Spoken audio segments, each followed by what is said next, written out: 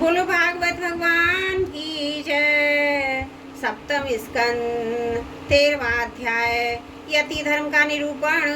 अवधूत प्रहलाद संवाद।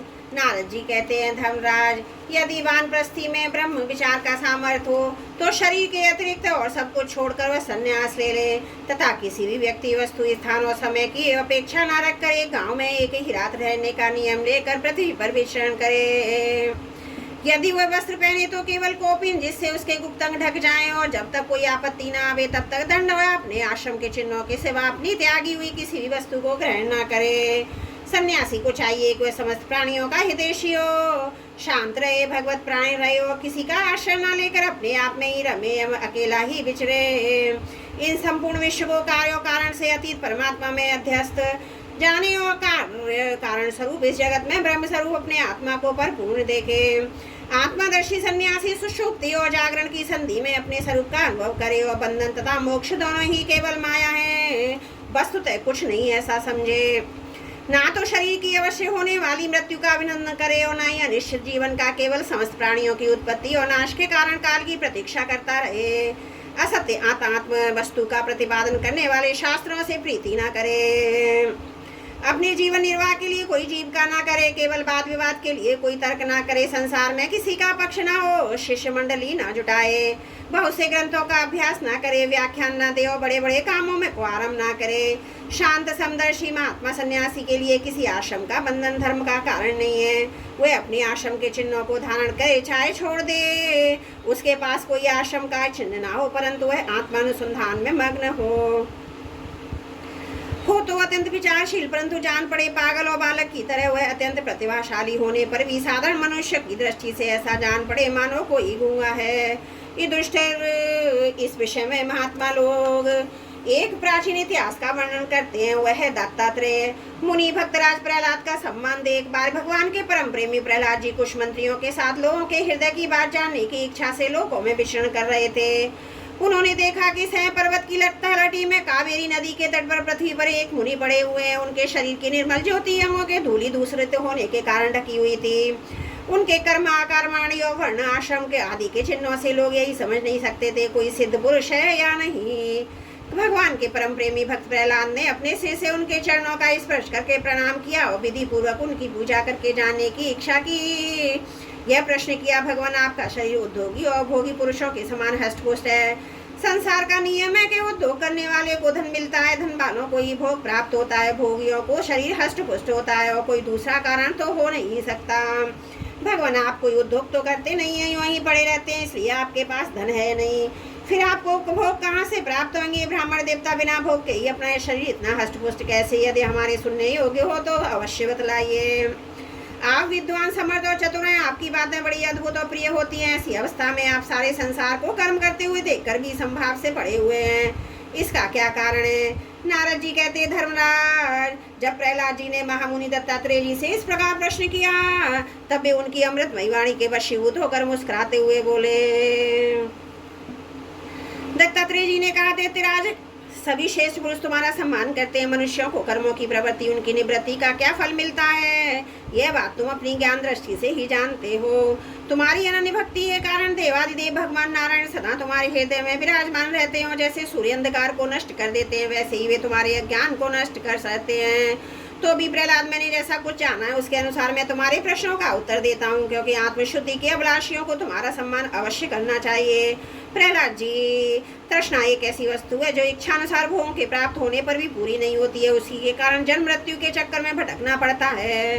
तृष्णा से मुझसे न जाने कितने कर्म करवाए और उनके कारण न जाने कितनी योनियों में मुझे डाला। कर्मों के कारण उनके योनियों में भटकते भटकते देववश मुझे यह मनुष्य योनि मिली है, जो स्वर्ग, मोक्ष और त्रिय योनि और इस महान देव की भी प्राप्ति का द्वार है। मानव देव की कहा है, इसमें पूर्ण करे जो स्वर्ग पाप करे, पशु पक्षी आदि की योनि निवृत्त हो जाए तो मोक्ष दोनों प्रकार के कर्म किए जाए, फिर मनुष्य योनि की ही प्राप्ति हो सकती है। परंतु मैं देखता हूँ कि क्षत्रिय और संसार के स्त्री पुरुष कर्म तो करते ही हैं सुख की प्राप्ति, दुख की निवृत्ति के लिए, किंतु उसका फल उल्टा ही होता है, वे और भी दुख में पड़ जाते हैं। इसलिए मैं कर्मों से उपरत हो गया हूँ।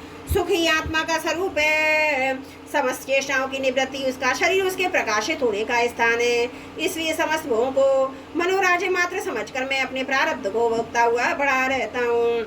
मनुष्य अपने सच्चे स्वार्थ अर्थात वास्तविक सुख को जो अपना स्वभाव स्वरूप ही है भूलकर इस मिथ्यादित्व के सत्य मानता है, वह अत्यंत भयंकर और विचित्र जन्म मृत्यु में भटकता रहता है। जैसे अज्ञानी मनुष्य जल में तिलनिके के समान सेवा से ढके हुए जल को जल न समझकर जल के लिए व्रत तृष्णा की ओर दौड़ता है, वैसे ही अपनी आत्मा से भिन्न वस्तुओं में सुख समझने वाला पुरुष आत्मा को छोड़कर विषयों की ओर दौड़ता है।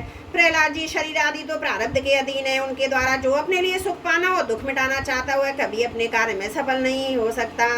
उसके बार बार किए हुए सारे कर्म व्यर्थ हो जाते हैं। मनुष्य सर्वदा शारीरिक मानसिक और दुखों से आक्रांत ही रहता है।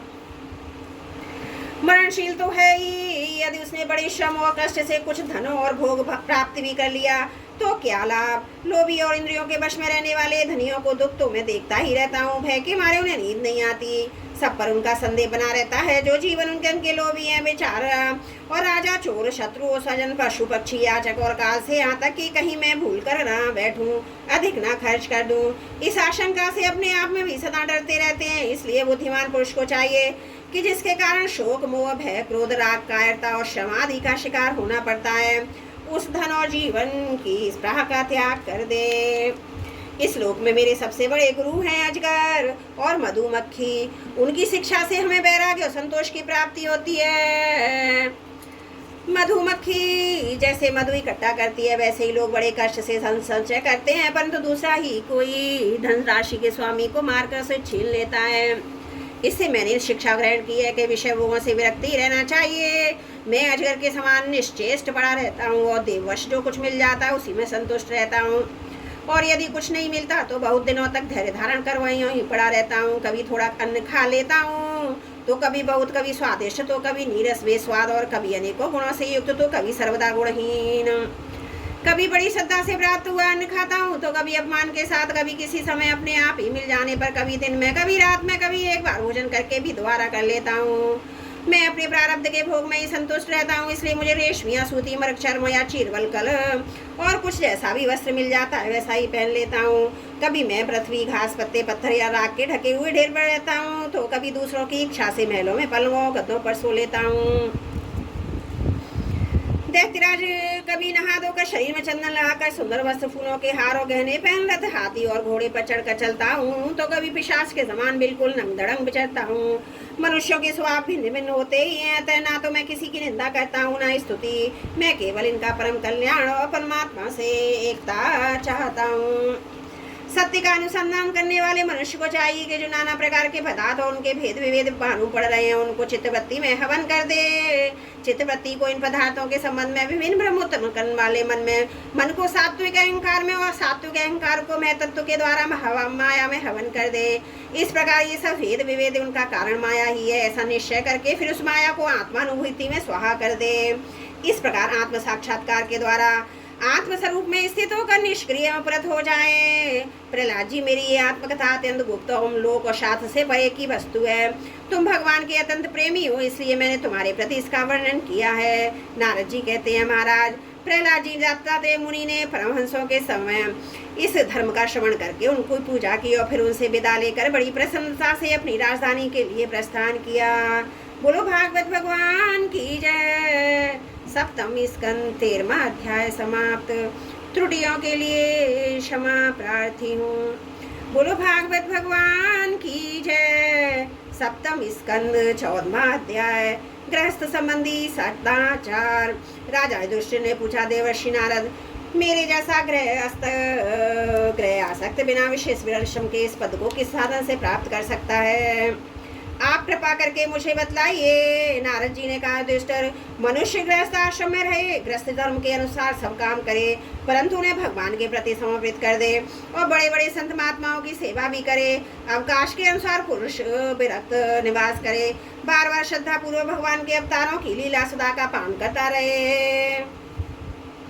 जैसे स्वप्न टूट डालने पर मनुष्य स्वप्न के संबंधियों से आसक्त नहीं रहता, वैसे ही ज्यों ज्यों सत्संग के द्वारा बुद्धि शुद्ध हो त्यों ही त्यों शरीर स्त्री पुत्र धन आदि की आसक्ति स्वयं छोड़ता रहे, क्योंकि एक न एक दिन ये छूटने वाले ही हैं। बुद्धिमान पुरुष को आवश्यकता के अनुसार ही घर और शरीर की सेवा करनी चाहिए। अधिक नहीं। भीतर से विरक्त रहे, बाहर से रागी के समान लोगों में साधारण मनुष्यों जैसा ही व्यवहार कर ले। माता पिता, भाई बंधु, पुत्र मित्र, जाति वाले और दूसरे जो कुछ कहें अथवा सो कुछ चाहें, भीतर से ममता न रखकर उनका अनुमोदन कर दे। बुद्धिमान पुरुष वर्षा आदि के द्वारा होने वाले अन्न आदि, पृथ्वी से उत्पन्न होने वाले सुवर्ण आदि, अकस्मात प्राप्त होने वाले द्रव्य आदि तथा अन्य सब प्रकार के धन भगवान के ही दिए हुए हैं। ऐसा समझकर प्रारब्ध के अनुसार उनका उपभोग करता हुआ संचय ना करे, उन्हें पूर्वोक्त साधु सेवा आदि कर्मों में लगा दे। मनुष्यों का अधिकार केवल उतने ही धन पर है जितने से उनकी भूख मिट जाए। उससे अधिक संपत्ति को तो जो अपनी मानता हुआ चोर है उसे दंड मिलना चाहिए।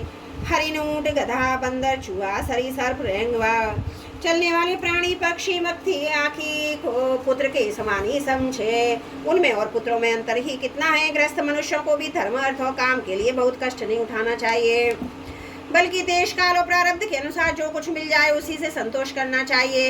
अपनी समस्त भोग सामग्रियों को कुत्ते, पतित और चांडाल पर्यंत सब प्राणियों को यथायोग बांट कर ही अपने काम में लाना चाहिए। या तो क्या अपनी स्त्री को भी, जिसे मनुष्य समझता है वह मेरी है, अतिथि आदि की निर्दोष सेवा में नियुक्त रखे। लोग स्त्री के लिए अपने प्राण तक दे डालते हैं, यहाँ तक कि अपने माँ बाप और गुरुजनों को भी मार डालते हैं। उस स्त्री पर से जिसने अपनी ममता हटा ली है उसने स्वयं नित्य विजयी भगवान पर ही विजय प्राप्त कर लिया है। यह शरीर अंत में कीड़े विष्टा राख की ढेरी होकर रहेगा। कहाँ तो यह तुच्छ शरीर इसके लिए जिसमें आसक्ति होती है वही स्त्री, और कहाँ अपनी महिमा से आकाश को भी ढक रखने वाला अनंत आत्मा। ग्रस्त को चाहिए प्रारब्ध से प्राप्त पंच यज्ञ आदि से बचे हुए अन्य से ही अपना जीवन निर्वाह करे। जो बुद्धिमान पुरुष इसके सिवा और किसी वस्तु में स्वतंत्र नहीं रखते वो संतों का पद प्राप्त होता है। अपनी वर्णाश्रम वृत्ति के द्वारा प्राप्त सामग्रियों से प्रतिदिन देवता, ऋषि, मनुष्य, भूत और पितृगण का तथा अपने आत्मा का पूजन करना चाहिए। यह एक ही परमेश्वर की भिन्न भिन्न रूपों में आराधना है। यदि अपने को अधिकार आदि यज्ञ के लिए आवश्यक सब वस्तुएं प्राप्त हो तो बड़े बड़े यज्ञ और अग्निहोत्र आदि के द्वारा भगवान की आराधना करनी चाहिए। ये दुष्ट वैसे तो समस्त यज्ञों के भोक्ता भगवान ही है, परंतु ब्राह्मण के मुख में अर्पित किए हुए हविष्यान्न से उनकी जैसी तृप्ति होती है वैसी अग्नि के मुख में हवन करने से नहीं। इसलिए ब्राह्मण, देवता, मनुष्य आदि सभी प्राणियों में यथा योग्य अंतर्यामी रूप से विराजमान भगवान की पूजा करनी चाहिए। इसमें प्रधानता ब्राह्मणों की ही है। धनी द्विज को अपने धन के अनुसार आश्विन मास के कृष्ण पक्ष में अपने माता पिता और उनके बंधुओं, पिता में, पता, माता में आदि का भी महालय श्राद्ध करना चाहिए। इसके सिवा अयन कर मकर की संक्रांति, विशुद्ध, तुला और मेष की संक्रांति, व्यतिपात दिन 6, चंद्र ग्रहण और सूर्य ग्रहण के समय, द्वादशी के दिन, श्रवण, घनिष्ठा, अनुराधा नक्षत्रों में, वैशाख शुक्ला तृतीया, अक्षय तृतीया, कार्तिक शुक्ला नवमी, अक्षय नवमी, अगहन पूष माघ, फागुन, इन 4 महीनों की कृष्ण अष्टमी, माघ शुक्ला सप्तमी, माघ की मघा नक्षत्र से युक्त पूर्णिमा और प्रत्येक महीने की वह पूर्णिमा जो अपने मास नक्षत्र चित्रा, विशाखा, ज्येष्ठ आदि से युक्त हो, चाहे चंद्रमा पूर्ण हो या पूर्ण। द्वादशी तिथि का अनुराधा, श्रवण, उत्तरा फागुनी, उत्तराषाढ़ और उत्तरा भाद्रपदा का साथ योग। एकादशी तिथि के 3 उत्तरा नक्षत्रों से योग अथवा जन्म नक्षत्र और श्रवण नक्षत्र से योग। ये सारे समय पितृगणों का श्राद्ध करने योग एवं श्रेष्ठ है। ये योग श्राद्ध के लिए नहीं है, सभी पूर्ण कर्मों के लिए उपयोगी है। ये कल्याणकारी साधना के उपयुक्त और शुभ की अभिवृद्धि करने वाले हैं। इन अवसरों पर अपनी पूरी शक्ति लगाकर शुभ कर्म करने चाहिए। इसी में जीवन की सफलता। इन शुभ संयोगों में जो स्नान, जप, होम, व्रत और देवता ब्राह्मणों की पूजा की जाती है अथवा जो कुछ देवता, पितर, मनुष्य और प्राणियों को समर्पित किया जाता है उसका फल अक्षय होता है। ये दुष्ट इसी प्रकार स्त्री के पुंसवन आदि, संतान के जातक आदि, अपने यज्ञ, दीक्षा आदि संस्कारों के समय, शवदाह के दिन या वार्षिक श्राद्ध के उपलक्ष्य में अथवा अन्य मांगलिक कर्मों में दान दिया शुभ कर्म करने चाहिए। ये दुष्ट में उन स्थानों का वर्णन करता हूँ जो धर्म आदि श्रेय की प्राप्ति कराने वाले हैं। सबसे पवित्र देश वह है जिसमें सत्पात्र मिलते हों, जिनमें सारा चर और अचर जगत स्थित है। उन भगवान की प्रतिमा जिस देश में हो, जहाँ तप, विद्या और दया आदि गुणों से युक्त ब्राह्मणों के परिवार निवास करते हों तथा जहाँ तहाँ भगवान की पूजा होती हो, प्राणों में प्रसिद्ध गंगा और नदियाँ हों, वे सभी स्थान परम कल्याणकारी हैं। पुष्कर आदि सरोवर सिद्ध पुरुषों के द्वारा सेवित क्षेत्र कुरुक्षेत्र, गया, प्रयाग, पुलहाश्रम, शालग्राम क्षेत्र, नैमिषारण्य, फागुन क्षेत्र, सेतुबंध, प्रवास, द्वारका, काशी, मथुरा, पंपा सर बिंदु विरोध सरोवर बद्रिकाश्रम अलकनंदा भगवान सीताराम जी के आश्रम अयोध्या चित्रकूट आदि महेंद्र और मलय आदि समस्त कुल पर्वत और जहाँ जहाँ भगवान के अवतार हैं वे सब के सब देश अत्यंत पवित्र हैं। कल्याणकामी पुरुष को बार बार इन देशों का सेवन करना चाहिए। इन स्थानों पर जो पूर्ण कर्म किए जाते हैं मनुष्य को उसका 1000 गुना फल मिलता है। युधिष्ठिर पात्र निर्णय के प्रसंग में पात्र के गुणों को जानने वाले विवेकी पुरुषों ने एकमात्र भगवान को ही सत्पात्र बतलाया है। यह चराचर जगत उन्हीं का स्वरूप है। अभी तुम्हारे इसी यज्ञ की बात है। देवता ऋषि सिद्ध और सनकादि के रहने पर भी अग्र पूजा के लिए भगवान श्री कृष्ण को ही पात्र समझा गया। असंख्य जीवों से भरपूर इस ब्रह्मांड रूप महावृक्ष के एकमात्र मूल भगवान श्री कृष्ण ही हैं। इसलिए उनकी पूजा से समस्त जीवों की आत्मा तृप्त हो जाती है। उन्होंने मनुष्य पशु पक्षी ऋषि देवता आदि के शरीर रूप पुरों की रचना की है तथा वे इन पुरी में जीव रूप से शयन भी करते हैं। इसी से उनका एक नाम पुरुष भी है। ये दुष्ट एक रस रहते हुए भी भगवान इन मनुष्य आदि शरीरों में उनकी विभिन्नता के कारण न्यूनाधिक रूप से प्रकाशवान है। इसलिए पशु पक्षी आदि शरीरों की अपेक्षा मनुष्य ही श्रेष्ठ पात्र है। मनुष्यों में भी जिसमें भगवान का अंश तपयोग आदि जितना भी अधिक पाया जाता है वह उतना ही श्रेष्ठ है। ये दुष्ट त्रेता आदि युगों में जब विद्वानों ने देखा कि मनुष्य परस्पर एक दूसरे का अपमान आदि करते हैं तब उन लोगों ने उपासना की सिद्धि के लिए भगवान की प्रतिमा की प्रतिष्ठा की। तब इसे कितने ही लोग बड़ी श्रद्धा सामग्री से प्रतिमा में ही भगवान की पूजा करते हैं, परंतु जो मनुष्य देश से करते हैं उन्हें प्रतिमा की उपासना करने पर भी सिद्ध नहीं मिल सकती। ये दुष्ट मनुष्यों में भी ब्राह्मण विशेष सुपात्र माना गया है क्योंकि वह अपनी तपस्या विद्या संतोष आदि गुणों से भगवान के वेद रूप शरीर को धारण करता है। महाराजाओं तुम्हारी तो बात ही क्या है। ये तो सर्वात्मा भगवान श्री कृष्ण इनके भी इष्ट देव ब्राह्मण ही हैं क्योंकि उनके चरणों की धूल से तीनों लोग पवित्र होते रहते हैं। बोलो भागवत भगवान की जय। सप्तम स्कंद 14वां अध्याय समाप्त। त्रुटियों के लिए क्षमा प्रार्थी हूँ। बोलो भागवत भगवान की जय। सप्तम स्कंद 15वां अध्याय ग्रस्तों के लिए मोक्ष धर्म का वर्णन। नारद जी कहते हैं युधिष्ठिर कुछ ब्राह्मणों की निष्ठा कर्म में, कुछ की तपस्या में, कुछ की वेदों के स्वाध्याय में प्रवचन में, कुछ की आत्मज्ञान के संपादन में तथा कुछ की योग में होती है। गृहस्थ पुरुष को चाहिए कि श्राद्ध और देव पूजा के अवसर पर अपने कर्म का अक्षय फल प्राप्त करने के लिए ज्ञाननिष्ठ पुरुष को ही हव्य कव्य का दान करे। यदि वह न मिले तो योगी प्रवचनकार आदि को यथा योगी यथा क्रम देना चाहिए। देव कार्य में 2 और पितृकार्य में 3 और दोनों में एक ब्राह्मण को भोजन कराना चाहिए। अत्यंत धनी होने पर भी श्राद्ध कर्म में अधिक विस्तार नहीं करना चाहिए क्योंकि सगे संबंधी आदि स्वजनों को देने से और विस्तार करने से देश कालोचित श्रद्धा पदार्थ पात्र और पूजन आदि ठीक ठाक नहीं हो पाते। देश और काल के प्राप्त होने पर ऋषि मुनियों के भोजन करने योग्य शुद्ध हविष्य अन्न भगवान को भोग लगाकर श्रद्धा से विधि पूर्वक योग्य पात्र को देना चाहिए। वह समस्त कामनाओं को पूर्ण करने वाला और अच्छा होगा। देवता ऋषि पितर अन्य प्राणी स्वजन और अपने आप को भी अन्न का विभाजन करने के लिए परमात्मा स्वरूप में ही देखें। धर्म का मर्म जानने वाला पुरुष श्राद्ध में मांस का अर्पण न करे और स्वयं उसे खाए क्यों नहीं खाए क्योंकि पितरों को ऋषि मुनियों के योग्य हविष्य अन्न से प्रसन्नता होती है। वैसी पशु हिंसा से नहीं होती। जो लोग सदधर्म पालन की अभिलाषा रखते हैं उनके लिए इससे बढ़कर और कोई धर्म नहीं है कि किसी भी प्राणी को मन वाणी और शरीर से किसी प्रकार का कष्ट न दिया जाए। इसी से कोई यज्ञ तत्व को जानने वाले ज्ञानी ज्ञान के द्वारा प्रज्वलित आत्म संयम रूप अग्नि में इन कर्म में यज्ञों का हवन कर लेते हैं और बाह्य कर्म कलापों से उपरत हो जाते हैं। जब कोई इन द्रव्यमय यज्ञों में यजन करना चाहता है तब सभी प्राणी डर जाते हैं। वे सोचने लगते हैं कि अपने प्राणों का पोषण करने वाला निर्दयी मूर्ख मुझे अवश्य मार डालेगा। इसलिए धर्म के मनुष्य को यही उचित है कि प्रतिदिन प्रारब्ध के द्वारा प्राप्त मुनि जनोचित हविष्य से ही अपने नित्य और नैमित्तिक कर्म करें और उसी से सर्वदा संतुष्ट रहे। अधर्म की 5 शाखाएं विधर्म परधर्म आवास उपमा और छल। धर्म के पुरुष अधर्म के समान ही इनका भी त्याग कर दे। जिस कार्य को धर्म बुद्धि से करने पर भी अपने धर्म में बाधा पड़े वह विधर्म में किसी अन्य के द्वारा अन्य पुरुष के लिए उपदेश किया हुआ धर्म पर धर्म है। पाखंड या दंभ का नाम उपधर्म है अथवा उपमा है। शास्त्र के वचनों का दूसरे प्रकार का अर्थ कर देना छल है। मनुष्य अपने आश्रम के विपरीत स्वेच्छा से जिस धर्म मान लेता वह आभास है। अपने अपने स्वभाव के अनुकूल तो वर्णाश्रम उचित धर्म में वे भला कैसे शांत नहीं देते। धर्मात्मा पुरुष निर्धन होने पर भी धर्म के लिए अथवा शरीर निर्वाह के लिए धन प्राप्त करने की चेष्टा न करे क्योंकि जैसे बिना किसी प्रकार की चेष्टा किए अजगर की जीविका की चलती है, वैसे ही निवृत्ति प्राण पुरुष को निवृत्ति जीविका का निर्वाह कर देती है। जो सुख अपनी आत्मा में रमण करने वाले निष्क्रिय संतोषी पुरुष को मिलता हुआ उस मनुष्य को भला कैसे मिल सकता है। जो कामना लोभ से धन के लिए हाय हाय करता हुआ इधर उधर दौड़ता फिरता है, जैसे पैरों में जूता पहनकर चलने वाले को कंकड़ और कांटों से कोई डर नहीं होता, वैसे ही जिसके मन में संतोष है उसके लिए सर्वदा सब कहीं सुख ही सुख है, दुख है ही नहीं। ये दुष्ट ना जाने क्यों केवल अपनी जल मात्र से ही संतुष्ट रहकर अपने जीवन का निर्वाह नहीं कर लेता, अपितु रस इंद्रियां और जन इंद्रियों के फेर में पड़कर बेचारा घर की चौकसी करने वाले कुत्ते के समान हो जाता है। जो ब्राह्मण संतोषी नहीं है, इंद्रियों की लोलुपता के कारण उसके तेज विद्या तपस्या यक्ष क्षीण हो जाते हैं और विवेक भी खो बैठता है। भूख और प्यास मिट जाने पर खाने पीने की कामना का अंत हो जाता है, क्रोध भी अपना काम पूरा करके शांत हो जाता है। परंतु यदि मनुष्य पृथ्वी की समस्त दिशाओं को जीत ले और भोग ले तब भी लोभ का अंत नहीं होता।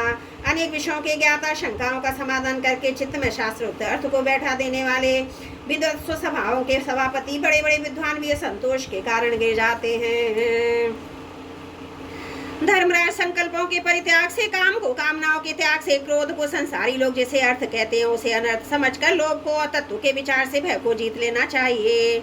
आध्यात्म विद्या से शोक और मोह पर, संतों की उपासना से दंबर, मौन के द्वारा योग के विघ्नों पर और शरीर प्राण आदि को निश्चेष्ट करके हिंसा पर विजय प्राप्त करनी चाहिए। आदि भौतिक दुख को दया के द्वारा, आदि दैविक वेदना को समाधि के द्वारा और आध्यात्मिक दुख को योग बल से एवं निंद्रा को सात्विक भोजन स्थान संग आदि के सेवन से जीत लेना चाहिए। सद्गुण के द्वारा रजोगुण एवं तमोगुण पर, अपना प्रति के द्वारा सतगुण पर विजय प्राप्त करनी चाहिए। श्री गुरुदेव की भक्ति के द्वारा साधक इन सभी दोषों पर सुगमता से विजय प्राप्त कर सकता है। हृदय में ज्ञान का दीपक जलाने वाले गुरुदेव साक्षात भगवान ही हैं। जो दुर्बुद्धि पुरुष गुरुदेव साक्षात है उन्हें मनुष्य समझता है, उसका समस्त शास्त्र श्रवण हाथी के स्नान के समान व्यर्थ है। बड़े बड़े योगेश्वर इनके चरण कमलों का अनुसंधान करते रहते हैं। प्रकृति और पुरुष के अधीश्वर वे स्वयं भगवान ही गुरुदेव के रूप में प्रकट हैं। इन्हें लोग भ्रम में मनुष्य मानते हैं। शास्त्रों में जितने भी नियम संबंधी आदेश हैं उनका एकमात्र तात्पर्य यही है कि काम, क्रोध, लोभ, मोह, मद और मत्सर इन 6 शत्रुओं पर विजय प्राप्त कर ली जाए अथवा 5 इंद्रियों मन ये 6 वश में हो जाएं। ऐसा होने पर यदि नियमों के द्वारा भगवान के ध्यान चिंतन आदि की प्राप्ति नहीं होती तो उन्हें केवल श्रम ही श्रम समझना चाहिए। जैसे खेती, व्यापार आदि और उनके फल भी योग साधना के फल भगवत प्राप्ति या मुक्ति को नहीं दे सकते, वैसे ही दुष्ट पुरुष के शोध स्मार्ट कर्म भी कल्याणकारी नहीं होते, प्रत्युत उल्टा फल देते हैं। जो पुरुष अपने मन पर विजय प्राप्त करने के लिए अध्यत है वह आसक्ति और परिग्रह का त्याग करके संन्यास ग्रहण करे, एकांत में अकेला ही रहे और भिक्षावृत्ति से शरीर निर्वाह मात्र के लिए स्वल्प और परिमित भोजन करे। युधिष्ठिर पवित्र और समान भूमि पर अपना आसन बिछावे और सीधे स्थिर भाव से समान सुख होकर आसन से उस पर बैठकर ओमकार का जप करे। जब तक मन पर संकल्प विकल्पों को छोड़ना दे तब तक नासिका के अग्रभाग पर दृष्टि जमाकर पूरक, कुंभक और रेचक द्वारा प्राण तथा अपान की गति को रोके। काम की चोट से घायल चित इधर उधर वो चक्कर काटता हुआ जहाँ जहाँ जाए विद्वान पुरुष को चाहिए हुआ वहां से उसे लौटा लाए और धीरे धीरे हृदय में रोके। जब तक साधन निरंतर इस प्रकार अभ्यास करता है तब ईंधन के बिना जैसे अग्नि बुझ जाती है वैसे ही थोड़े समय में उसका चित्त शांत हो जाता है। इस प्रकार जब काम वासनाएं चोट करना बंद कर देती हैं और समस्त वृत्तियां अत्यंत शांत हो जाती हैं तब चित्त ब्रह्मानंद के संपर्क में मगन हो जाता है। फिर इसका कभी उत्थान नहीं होता। जो सन्यासी पहले तो धर्म, अर्थ और काम के मूल कारण ग्रस्त आश्रम का परित्याग कर देता है, फिर उन्हीं का सेवन करने लगता है और निर्लज अपने उगले हुए को खाने वाला कुत्ता ही है। जिन्होंने अपने शरीर को अनात्म, मृत्युग्रस्त और विष्टाक्रमी और राख समझ कर लिया था वे ही मूढ़ फिर उसे अब आत्मा मानकर उसकी प्रशंसा करने लगते हैं। कर्म त्यागी ग्रस्त, व्रत त्यागी ब्रह्मचारी, गांव में रहने वाला तपस्वी, वानप्रस्थ और इंद्रिया लोलुप सन्यासी, ये चारों आश्रम के कलंक हैं और व्यर्थ ही आश्रमों का ढोंग करते हैं। भगवान की माया से विमोहित उन मूढ़ों पर तरस खाकर उनकी उपेक्षा करनी चाहिए। आत्मज्ञान के द्वारा जिसकी सारी वासनाएं निर्मूल हो गई हैं और जिसने अपने आत्मा को परब्रह्म स्वरूप जान लिया है वह किस विषय की इच्छा और किस भोक्ता की तृप्ति के लिए इंद्रिय लोलुप होकर अपने शरीर का पोषण करेगा। उपनिषदों में कहा गया है कि शरीर रथ है, इंद्रियां घोड़े हैं, इंद्रियों का स्वामी मन लगाम है। शब्द आदि विषय मार्ग है, बुद्धि सारथी है। चित्त ही भगवान के द्वारा निर्मित बांधने की विशाल रस्सी है। 10 प्राण धुरी है, धर्म अधर्म पहिए, उनका अभिमान जीव रथी कहा गया है। ओंकार ही इस रथी का धनुष है। शुद्ध जीवात्मा बाण है, परमात्मा लक्ष्य है। इस ओंकार के द्वारा अंतरात्मा को परमात्मा में लीन कर देना चाहिए। राग देश लोभ शोक मोह और भय मद मान अपमान, दूसरों के गुणों में दोष निकालना, छल हिंसा, दूसरे की उन्नति देखकर जलना, तृष्णा प्रमाद भूख और नींद, ये सब और ऐसे जीवों के और भी बहुत से शत्रु हैं। उनमें रजोगुण तमोगुण प्रधान वृत्तियां अधिक हैं। कहीं कहीं कोई कोई सतगुण प्रधान ही होती हैं। यह मनुष्य शरीर रूप और जब तक अपने वश में है और इसके इंद्रिय मन आदि सारे साधन अच्छी दशा में विद्यमान है, तभी तक श्री गुरुदेव के चरण कमलों की सेवा पूजा से शान धराई हुई ज्ञान की तीखी तलवार लेकर भगवान के आश्रय से इन शत्रुओं का नाश करके अपने स्वराज्य सिंहासन पर विराजमान हो जाए। फिर अत्यंत शांत भाव से शरीर का भी परित्याग कर दे, नहीं तो तनिक भी प्रमाद हो जाने पर इंद्र रूप दुष्ट घोड़े उनसे मित्रता रखना। बाला बुद्धि रूप सारथी रथ के स्वामी जीव को उल्टे रास्ते ले जाकर विषय रूपी लुटेरे के हाथों में डाल देंगे। वे डाकू अत्यंत भाव ने घोर अंधकार में संसार के कुएं में गिरा देंगे। वैदिक कर्म 2 प्रकार के हैं। एक तो वे जो वृत्तियों को उनके विषयों की ओर ले जाते हैं, वृत्ति परक, और दूसरे को वे वृत्तियों को उनके विषयों की ओर से लौटाकर शांत और आत्म साक्षात्कार के योग्य बना देते हैं। निवृत्ति परक प्रवृत्ति परक कर्म मार्ग से बार बार जन्म मृत्यु की प्राप्ति होती है। निवृत्ति परक भक्ति मार्ग या ज्ञान मार्ग के द्वारा परमात्मा की प्राप्ति होती है। शैनक आदि हिंसा में कर्म अग्निहोत्र दर्श, पूर्णमास चातुर्मास से पशु याग सोम याग वैष्णदेव बलिहरण आदि द्रव्य में कर्म इष्ट कहलाते हैं। देवालय बगीचा कुआ आदि बनवाना तथा पाई प्याऊ आदि लगाना पूत कर्म है। ये सभी प्रवृत्ति मार्ग कर्म है और सकाम भाव से युक्त होने पर अशांति के ही कारण बनते हैं। प्रवृत्ति प्राण पुरुष मरने पर चरु प्रोडाशादि यज्ञ संबंधी द्रव्यों के सूक्ष्म से बना हुआ शरीर धारण कर धूमा में भानी देवताओं के पास जाता है। फिर क्रमशः रात्रि कृष्ण वृक्ष दक्षिणायन के अभिमानी देवताओं के पास जाकर चंद्रलोक में पहुंचता है। वहां से भोग समाप्त होने पर अमावस्या के चंद्रमा के समान क्षीण होकर वृष्टि द्वारा क्रमशः औषधि लता अन्न और वीर के रूप में परिणत होकर पितृयाना मार्ग से पुनः संसार में ही जन्म लेता है। ये दुष्ट गर्भाधान से लेकर अंत्येष्टि पर्यंत संपूर्ण संस्कार जिनके हैं उनको द्विज कहते हैं। उनमें से कुछ तो पूर्वोक्त प्रवृत्ति मार्ग का अनुष्ठान करते हैं और कुछ आगे कहे जाने वाले निवृत्ति मार्ग का। निवृत्ति प्राण पुरुष इष्ट पूर्थ आदि कर्मों से होने वाले समस्त यज्ञों को विषयों का ज्ञान कराने वाले इंद्रियों में हवन कर देते हैं। इंद्रियों को दर्शनादि संकल्प रूप मन में, वैकारिक मन को पूरा वाणी में और परावाणी को वर्ण समुदा में, वर्ण समुदा को ओम, इन 3 स्वरों के रूप में रहने वाले ओमकार में, ओमकार को बिंदु में, बिंदु को नाद में, नाद को सूत्र आत्मा रूप प्राण में तथा प्राण को ब्रह्म में लीन कर देता है। वह निवृत्ति निष्ठ ज्ञानी क्रमशः अग्नि सूर्य दिन सायकाल शुक्ल पक्ष पूर्णमासी और उत्तरायण के अभिमानी देवताओं के पास जाकर ब्रह्मलोक में पहुंचता है और वहां के भोग समाप्त होने पर वह स्थूलोपाधि के विश्व अपनी स्थूलोपाधि को सूक्ष्म लीन करके सूक्ष्मोपाधिक तेजस हो जाता है। फिर सूक्ष्मोपाधि को कारण में लेकर के कारणोपाधिक प्राज्ञ रूप से स्थित हो जाता है। फिर सबके साक्षी रूप से सर्वथा अनुगत होने के कारण साक्षी के ही रूप में कारणोपाधि का लय करके तुरीय रूप से स्थित होता है। इस प्रकार दृश्यों का लय हो जाने पर यह शुद्ध आत्मा रह जाता है। यही मोक्ष पद है। इसे देवयान मार्ग कहते हैं। इस मार्ग से जाने वाला आत्मोपासक संसार की ओर से निवृत्त होकर क्रमशः एक दूसरे के देवता के पास होता हुआ ब्रह्मलोक में जाकर अपने स्वरूप में स्थित हो जाता है। वह प्रवृत्ति मार्गी समान फिर जन्म मृत्यु के चक्कर में नहीं पड़ता। ये पितरान और देवयान दोनों ही वेदोक्त मार्ग हैं। जो शास्त्रीय दृष्टि से इन्हें तत्वतः जान लेता वह शरीर में स्थित हुआ रहता मोहित नहीं होता। पैदा होने वाले शरीरों के पहले भी कारण रूप में और उसका अंत हो जाने पर भी उनकी अवरुति रूप में जो स्वयं विद्यमान रहता है। जो भोग रूप से व्यवहार भार वक्त रब से भीतर है। ऊंच नीच जानना और जानने का विषय वाणी और वाणी का विषय अंधकार और प्रकाश आदि वस्तुओं के रूप में जो कुछ भी उपलब्ध होता है वह सब स्वयं तत्ववेत्ता ही है। किसी से मोह इसका स्पर्श नहीं कर सकता। दर्पण आदि में दिख बढ़ने वाला प्रतिबिंब विचार और युक्ति से बाधित है। उसका मन में अस्तित्व है। और फिर उसकी वस्तु के रूप में दिखता ही है। वैसे इंद्रियों के द्वारा दिखने वाला वस्तुओं का भेदभावी विचार युक्ति आत्म अनुभव से असंभव होने के कारण वस्तुतः न होने पर भी सत्य सा प्रतीत होता है। पृथ्वी आदि पंचभूतों से शरीर का निर्माण नहीं हुआ है। वास्तविक दृष्टि से देखा जाए तो यह उन पंचभूतों का संघात है और न विकार परिणामी है, क्योंकि अपने अवयवों से ना तो पृथक है और न उनमें अनुगति है, अतः मिथ्या है। इसी प्रकार शरीर के कारण स्वरूप पंचभूत भी अवयवी होने के कारण अपने अवयवों सूक्ष्म भूतों से भिन्न नहीं है, अवयव रूप ही है। जब बहुत खोजबीन करने पर भी अवयवों के अतिरिक्त अवयवी का अस्तित्व नहीं मिलता, वह असत्य सिद्ध होता है। तब अपने आप ये सिद्ध हो जाता है कि ये अवयवी भी असत्य ही है।